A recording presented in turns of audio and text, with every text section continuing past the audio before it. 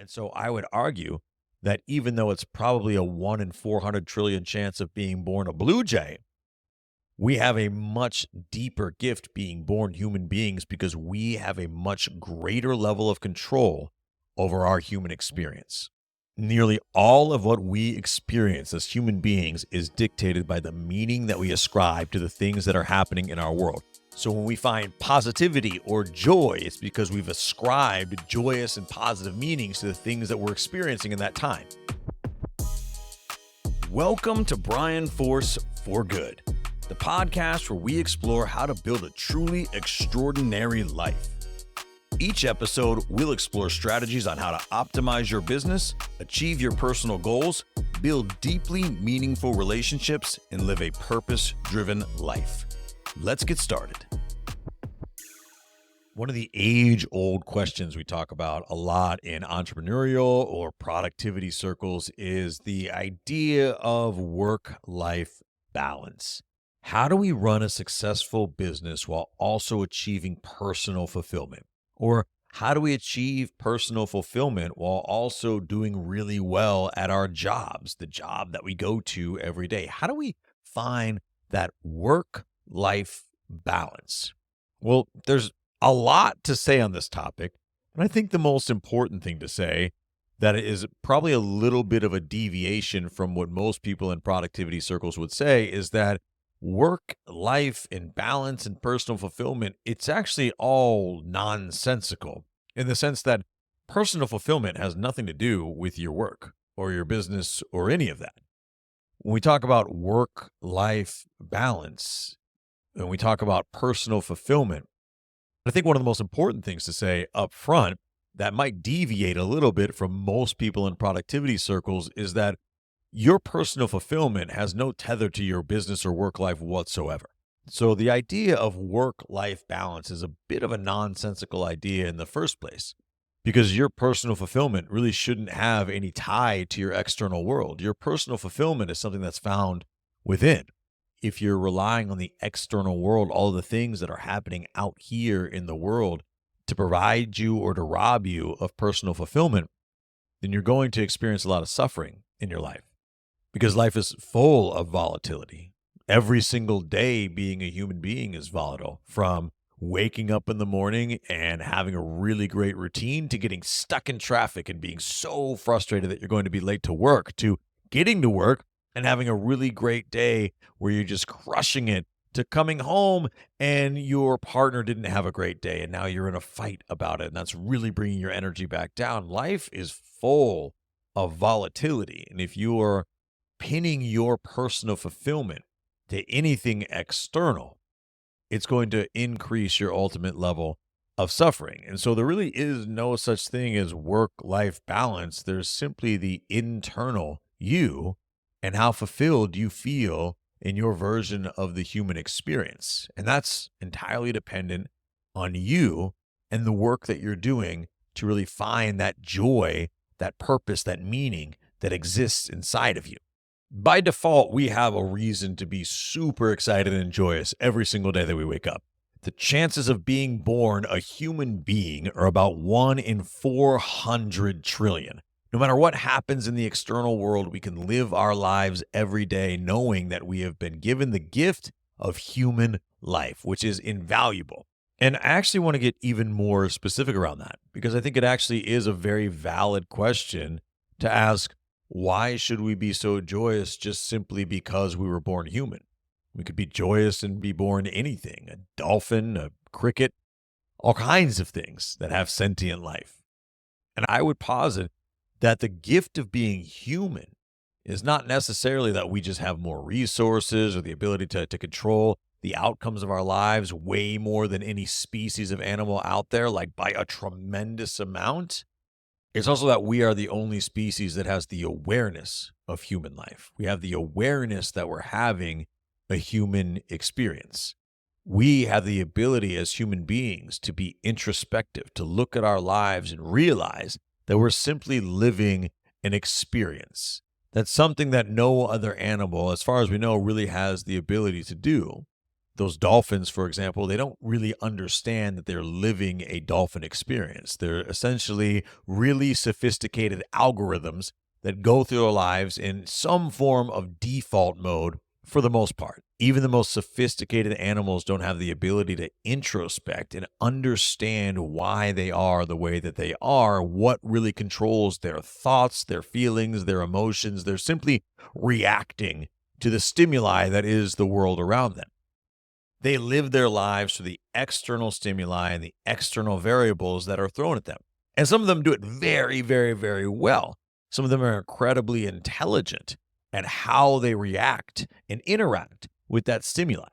But we are the only species that understands that this is all just an experience and that we have full control over that experience by way of the meaning that we ascribe to all those external factors. What we say that they mean to us is what controls our human experience. And so in every aspect of our lives, and this goes very, very deep, our human experience is entirely dependent on the meaning that we ascribe to everything that's happening in the external world.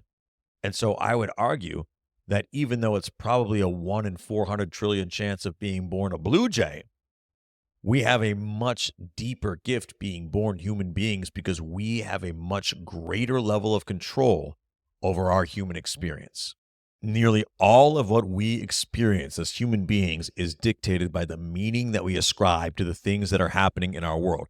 So when we find positivity or joy, it's because we've ascribed joyous and positive meanings to the things that we're experiencing in that time.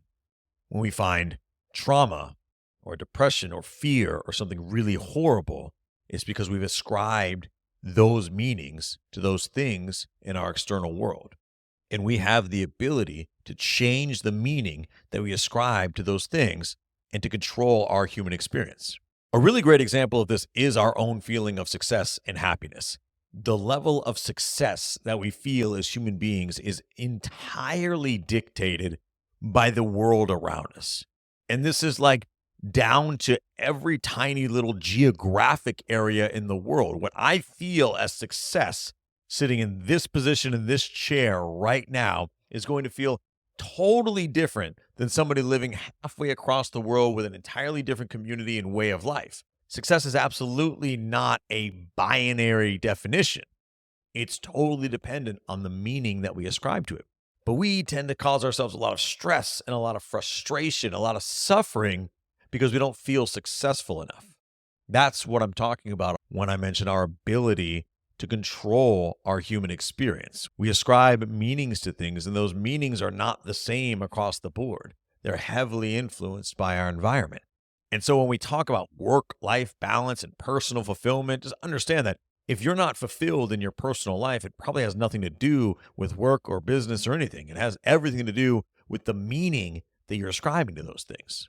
Our work life is probably the best example of this. If we're not fulfilled in our work life, there's really no amount of work-life balance that's ever going to make us more fulfilled. If you fundamentally hate what you do for a living, there's only one of two reasons, or maybe both. It's that you're doing the wrong work, something that you're really not passionate about and you never will be. And so every day that you spend doing that work is going to cause you more suffering, or you're ascribing the wrong meaning to things at work in the external world. Maybe the people that you're working with and your relationships with them, maybe your sense of fulfillment, the outcome that you're achieving isn't satisfying to you. Maybe it's little things like the commute to work every single day. And you can ascribe a different meaning to that commute, by the way. And you could put things in place to have a much more fulfilling commute as well. So I would encourage you to introspect on that a little bit and understand if you're really not passionate about your work at all, or if you're ascribing the wrong meanings to things in the external world that involve your work. And that's going to prompt you to ask yourself some challenging questions. For example, what would need to be true at work for you to find more fulfillment?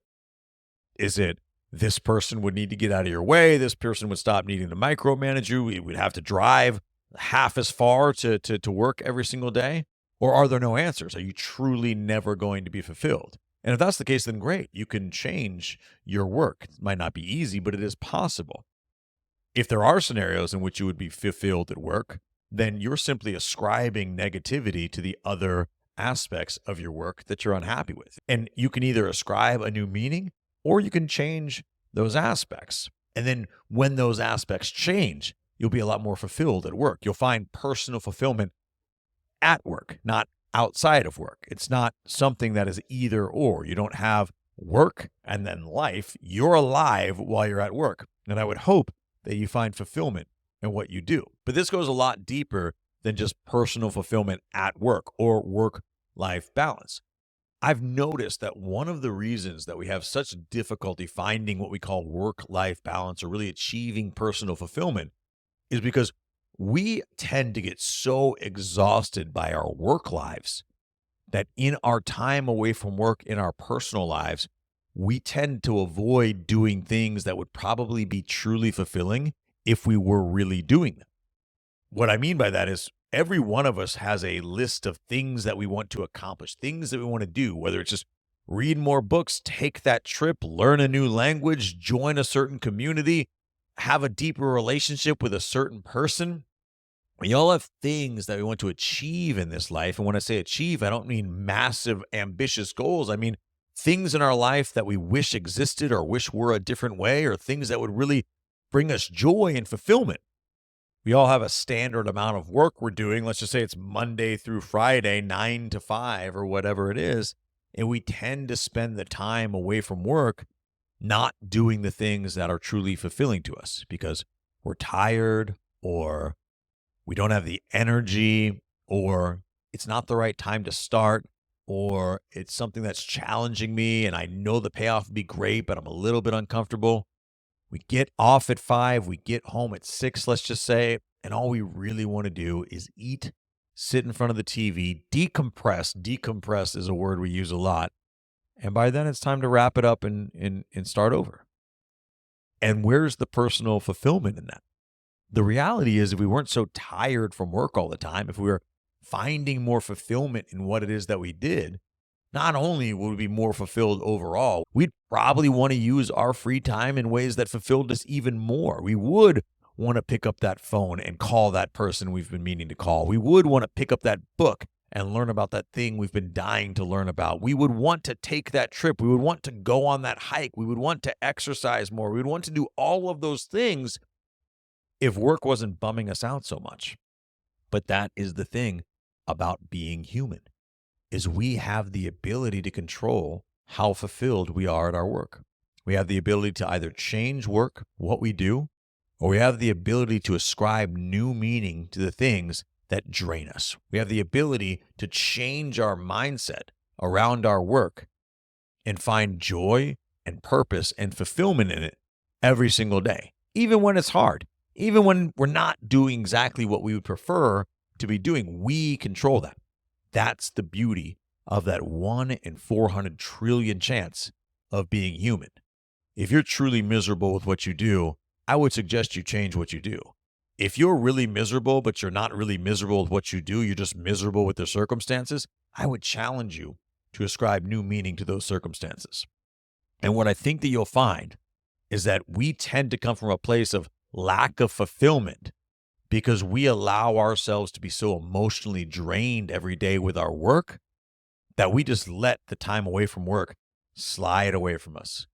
We spend time decompressing. We spend time just hanging out. We spend time relaxing. We feel like we just need a rest from work a lot of times. And in that period where we're resting, our whole life, the things that we want to be doing, the things that on a personal level we really want to accomplish, the things that would bring us real joy and fulfillment, that time just gets away because we're so exhausted from work.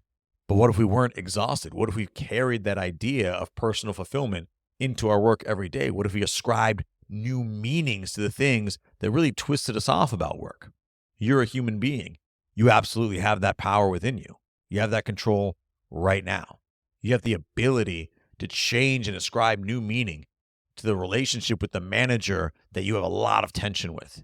You have the ability to change and ascribe new meaning to the blessing that is that 90-minute commute each morning, because what a great time to turn on your favorite podcast and learn something. We have the ability to ascribe meaning to anything we want in our world. It is our power as human beings, and it's what gives us unique ability to have the experience that we want to have no matter what external variables are out there. Use that power. You are a 1 in 400 trillion gift in this world, and you have the ability to live your life in a fulfilled way every single day.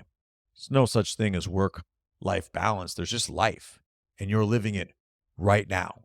And you have the power to choose how you're living it right now. I would love to hear what you're doing to ascribe new meaning to the things that exhaust you about your work life and how that's bringing you a greater sense of personal fulfillment. Drop a comment below. Get in touch with me. I really appreciate you watching another episode, and I look forward to talking to you soon. Thank you for joining me for another episode of Brian Force for Good. If you found this episode valuable, I would truly appreciate it if you subscribe to this podcast and maybe even left me a review. While you're at it, check out brianforce.com and sign up for our weekly newsletter, The Mindful Tycoon. Each week, we provide insights to help you grow your business, achieve financial freedom, and live a life of purpose and fulfillment.